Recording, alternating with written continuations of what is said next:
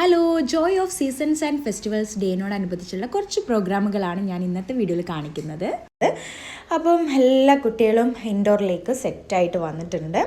അപ്പം ഇവിടെ ആദ്യം തന്നെ കുഞ്ഞു മക്കളെ റാമ്പ് വോക്കായിരുന്നു.